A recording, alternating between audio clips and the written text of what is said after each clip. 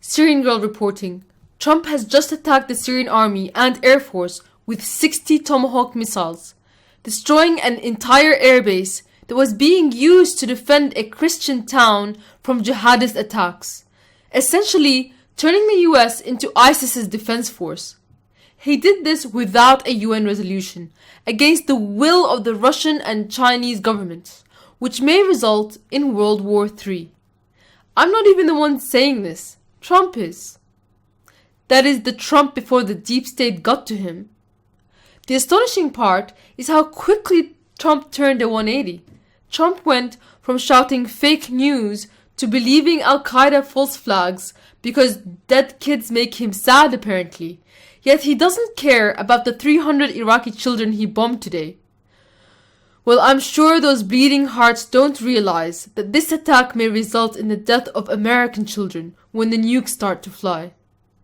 But what isn't surprising is that what I've been saying all along for the last 3 years is the US never invades a country without first removing its WMDs. Just like with Iraq's WMDs, which were removed in 1991, the US later came back claiming the WMDs were never removed and used that as a casus belli for invasion. This is exactly what's happened with Syria. They've taken the chemical weapons in 2013 and now they've come back claiming that we somehow still have them. There are rumors right now being spread by people to downplay our world war trajectory. Rumors, for example, that no Syrian soldiers were killed, which is a lie. Trump murdered our troops, who have been fighting ISIS for years. That airbase was being used to defend the entire region from terrorists. Now a Christian town near Hama might fall to ISIS, who are preparing a major offensive, and we have no air force in the region to stop them. Al-Qaeda and John McCain are cheering the airstrikes and Trump right now. Trump went from saying Hillary Clinton created ISIS to now following her orders. She also happens to be the one who gave the rebels the sarin gas to begin with. No one elected her, but she told Trump to attack the Syrian air bases, and he did. As I've said in previous videos, Hillary has been calling for the attack of Syrian air bases for years. So if you think this is about chemical weapons or the fact that chemical weapons may have been launched from there, you're an imbecile. This airbase gambit has existed for years, and remember when Deir ez-Zor airbase was attacked by the US to help out ISIS was launching an offensive against it as well. And the US claimed that that was an accident? Safe zones, no-fly zones, it's all different names for balkanization, divide and conquer. They can't divide Syria while Syria still has an air force, because they need Al-Qaeda to be able to ethnically cleanse the minorities in order to drive them into designated regions. Why? Because Israel wants this.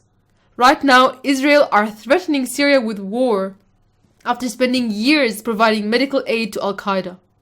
Syria recently shot down an Israeli jet trying to bomb the inside of Syria.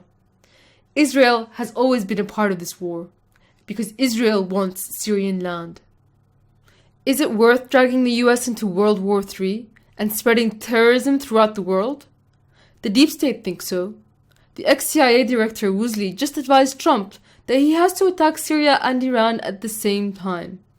The US ambassador to the UN also threatened to strike North Korea. The deep state know that if you're going for a global war, you have to strike at multiple fronts at the same time.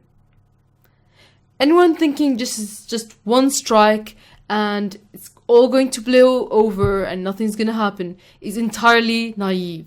This is the calm before the storm. Russia has just announced that it will be sending more troops into Syria and that they are no longer avoiding shooting down US aircrafts with the Friendly Fire Treaty. Trump will attack Syria again. You can definitely bet on it.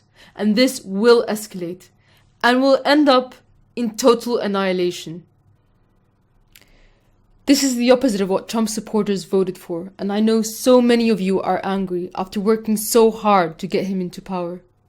And I too believed that he would be at least a little bit better than Hillary, and maybe that remains to be true, because at least he can be held accountable for the false promises and statements that he made. It may be too late to stop this war, but we should at least try. The time for the media war is over. We have already won the media war. It's time to stop talking and start doing. Mobilize, take action, organize. We must do something because we don't have much time left. It's time to stand. Godspeed to you and your family.